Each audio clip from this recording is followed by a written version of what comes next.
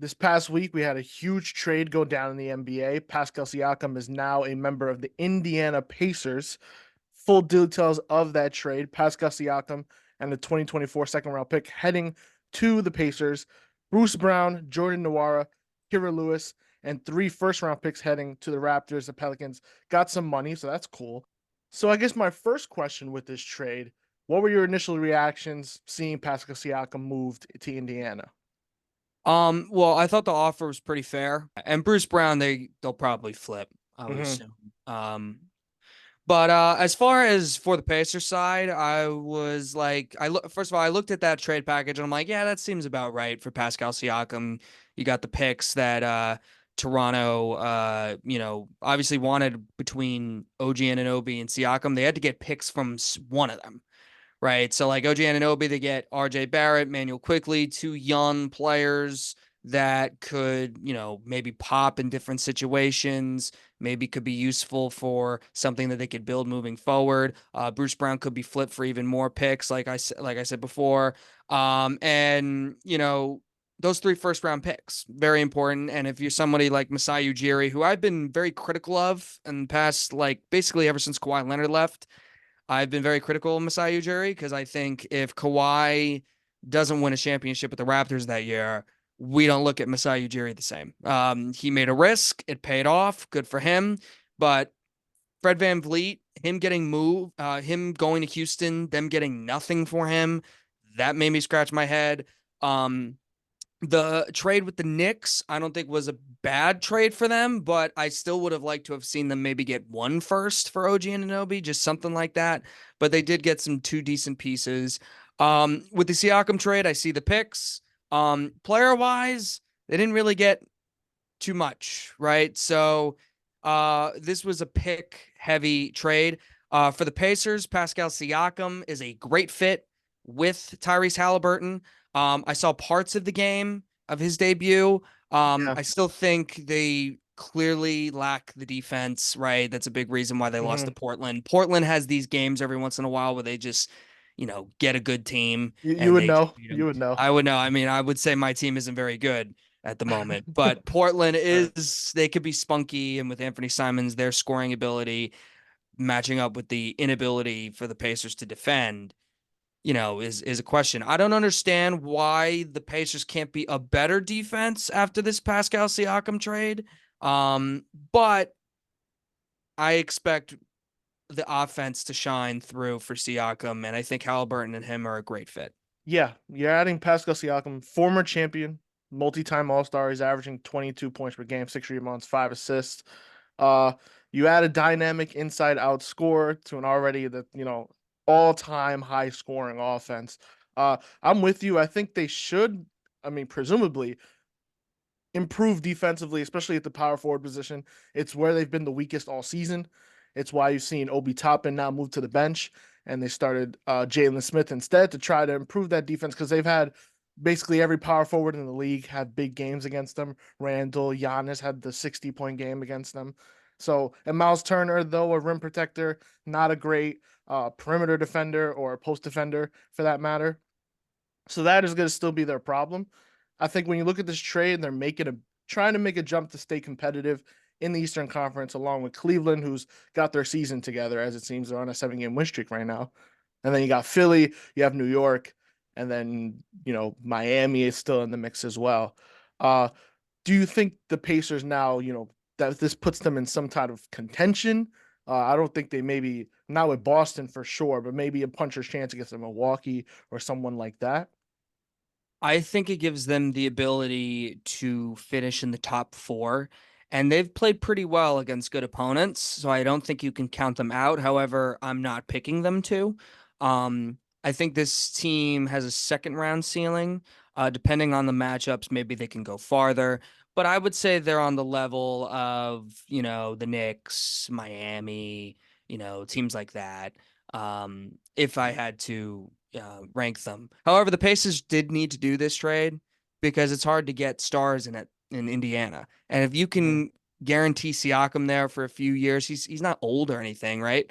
So if you can, Siakam's in his prime. Like he's had a couple great seasons. And I don't see why he can't continue that, especially with a point guard like Halliburton around him. And now he's got floor spacing around him, which he didn't have in Toronto for like a long time, it Hmm. felt like. I mean, that team was just a bunch of athletes, and that's why they couldn't really get anything going in the past few years, right? Another thing that I thought of, and I saw it actually when they played the Blazers. Now they got Siakam slotted in that power forward position. He's going to be playing, upwards of 35, 36 minutes a night.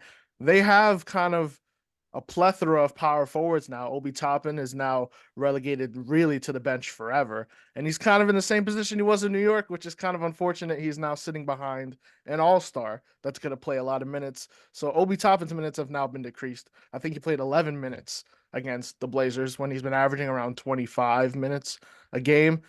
Jarris Walker, who was their eighth overall pick from this past draft, he's getting DMPs. So I wonder if they try to make another move before the deadline, if they try to unload an Obi Toppin or someone, maybe their young players to free up more space for other players on the team, or try to bring in someone else to try and bolster their defense even better, get another guy that can defend bigs.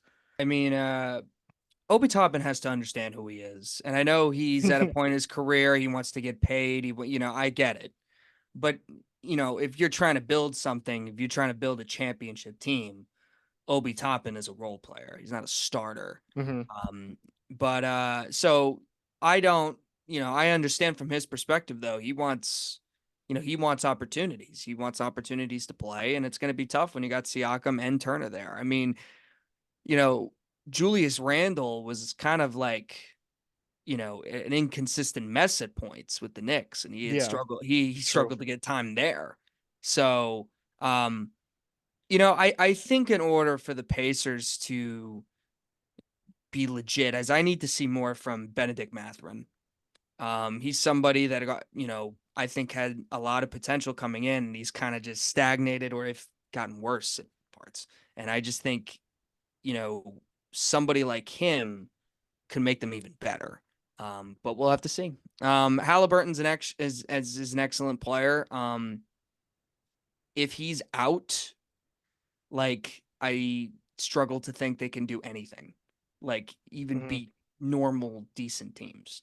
So a lot of their success is obviously predicated on his health, but it definitely helps that Siakam's is there, right? You got Halliburton, a nice co-star. And if you're just looking at how championship teams are built, usually got a guy who you think could be a top 10 player, and you got a good supporting cast, either a second co-star and good role players that can defend, shoot, etc., protect the rim, depth, etc. Good coach.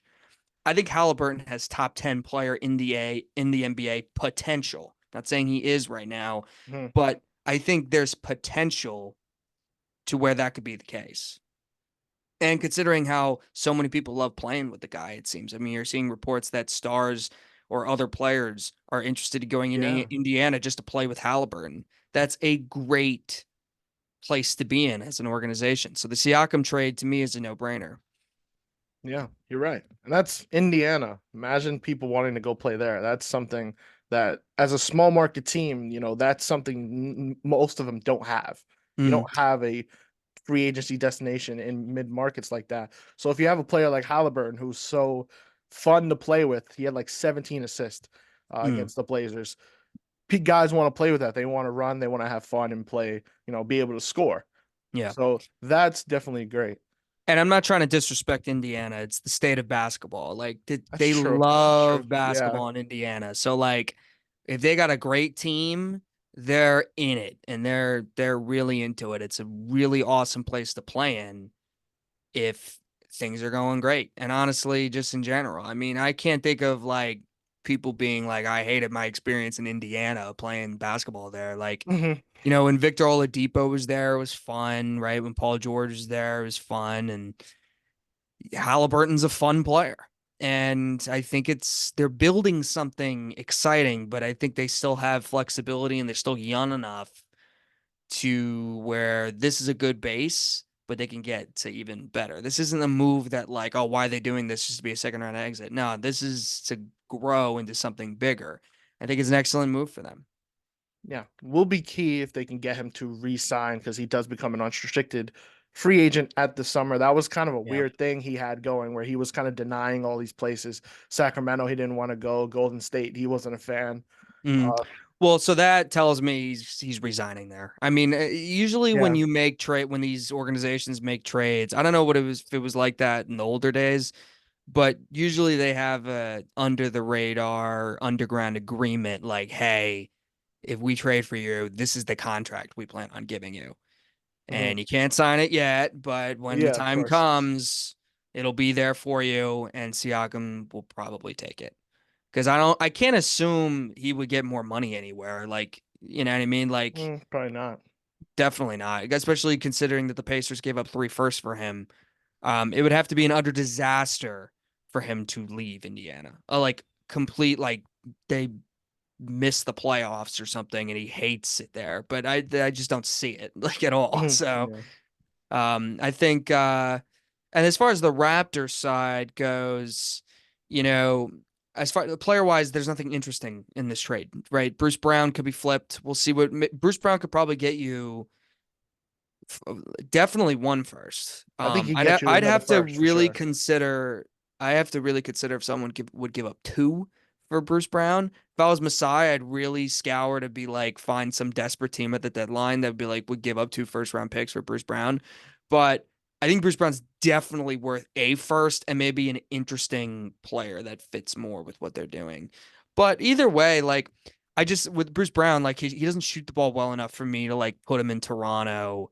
To me, like there's Right. no Bruce Brown really works great when he's got other talented stars around him, and Toronto doesn't have that. So Bruce Brown is just he's gonna have the ball a lot. He would make a lot of decisions that would make Toronto fans pull their hair out because he's not surrounded by Jokic, Kevin Durant, James Harden. And I'm not saying Bruce Brown can't be a good player without those guys. It's just that he works best when he's moving, cutting, all that and reading what other great players are doing and then being in the right spots at the right time. That's why Denver was so perfect for him.